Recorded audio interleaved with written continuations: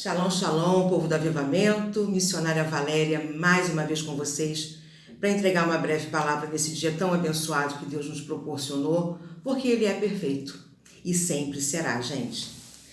Bom, hoje eu estou aqui para poder contar um testemunho de Cristo. Eu sou uma testemunha de Cristo e dessa forma eu consigo passar um pouco da palavra dele para as pessoas que precisam ouvir, pessoas que estão passando por situações parecidas com situações que eu já passei na minha vida. Eu quero edificar a vida de vocês com o meu testemunho. Essa é a palavra. Então, eu passei por situações da minha vida muito apertadas, financeiramente apertadas.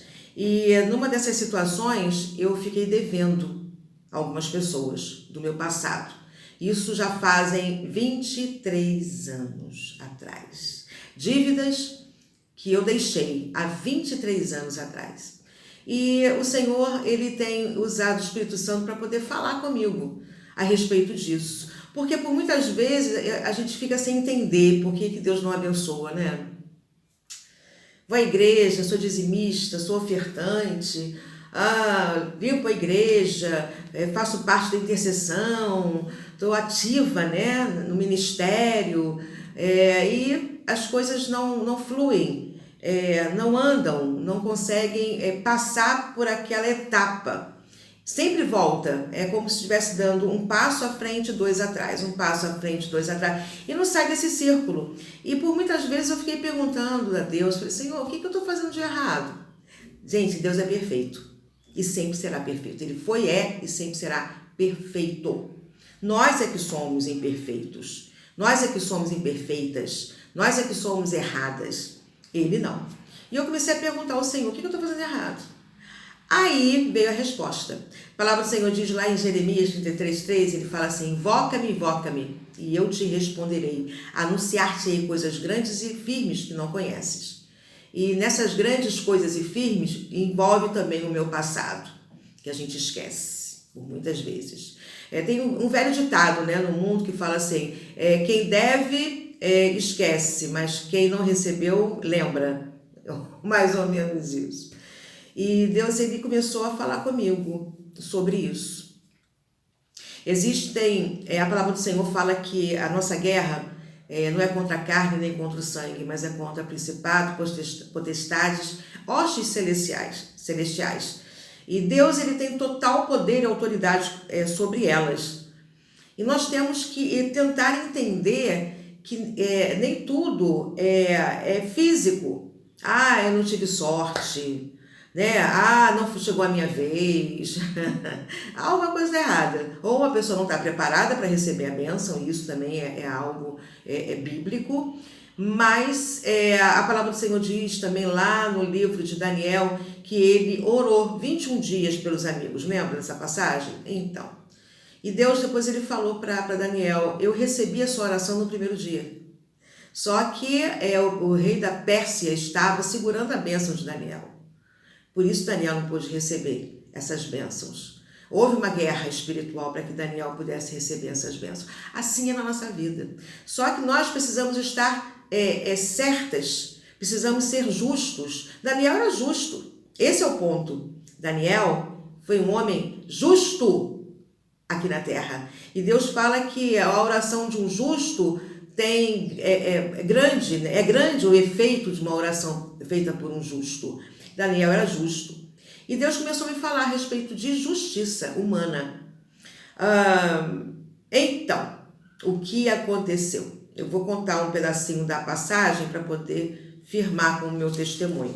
E esse meu testemunho está focado em cima do livro de Mateus, capítulo 22. E eu vou começar para vocês poderem entender a partir do versículo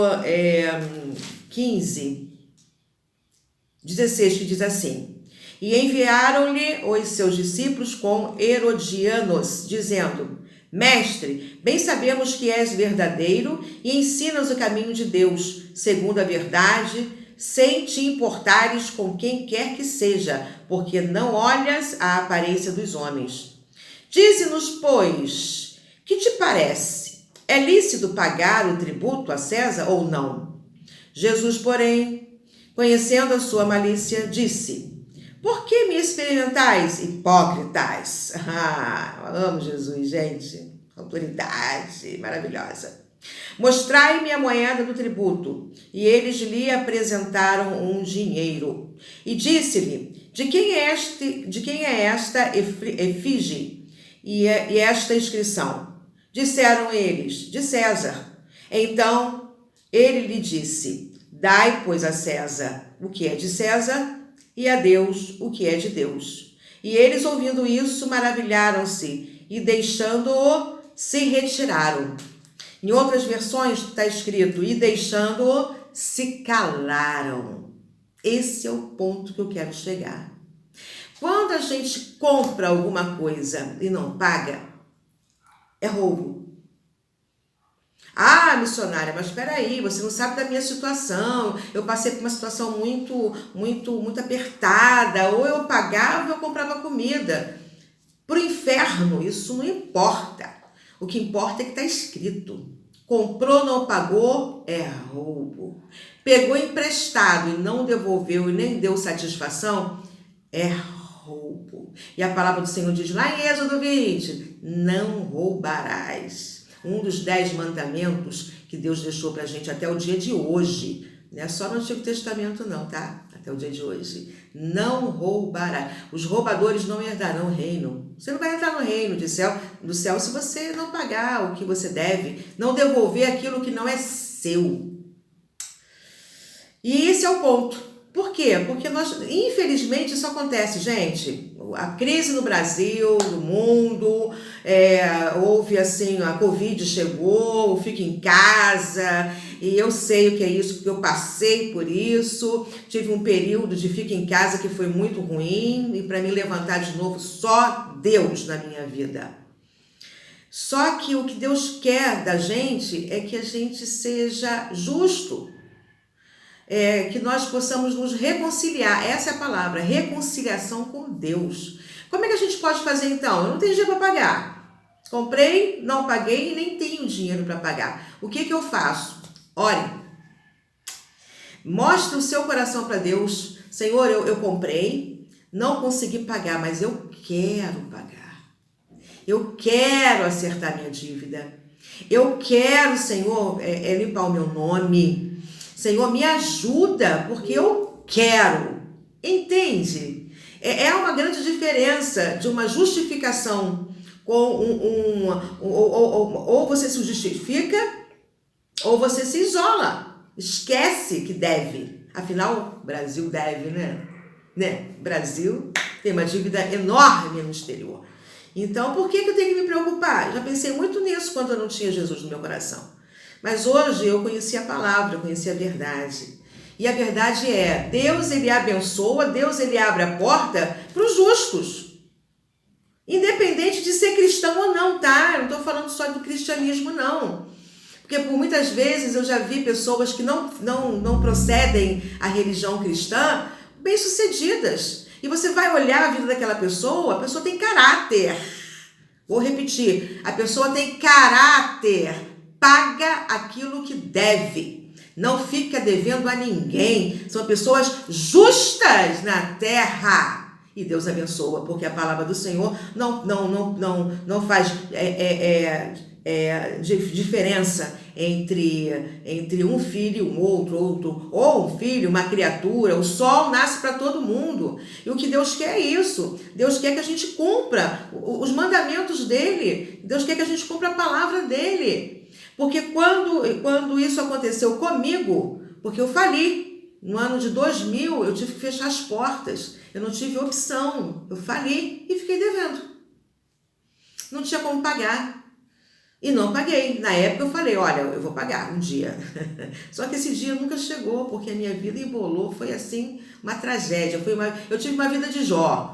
Tirando as doenças, eu vivi um pouquinho do que Jó viveu, perdendo tudo, literalmente tudo. Só não perdi a minha vida, não perdi os meus filhos, as minhas filhas, mas o restante eu perdi tudo. Então não tinha como pagar nada, tinha que trabalhar para alimentar minhas filhas, gente. Deus sabe disso. Só que tem um tempo para todas as coisas debaixo do sol. E o tempo de pagar dívida na minha vida chegou.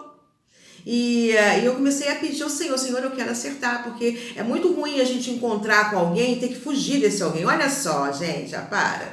Meu Deus. Fugir daquela pessoa que está devendo, não é mais fácil chegar para a pessoa e falar, olha, estou te devendo. Vou contar um testemunho rapidinho. Passaram-se alguns anos e eu fui procurar um parceiro, né, de uma distribuidora, e fui tentar acertar minha dívida com ele, porque eu deixei lá atrás, eu deixei ele no furo.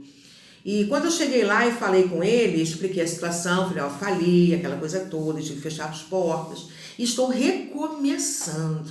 E eu quero acertar contigo, parcelado. Vamos parcelar minha dívida. E ele não é cristão, mas ele é justo. Olha isso, um homem de caráter.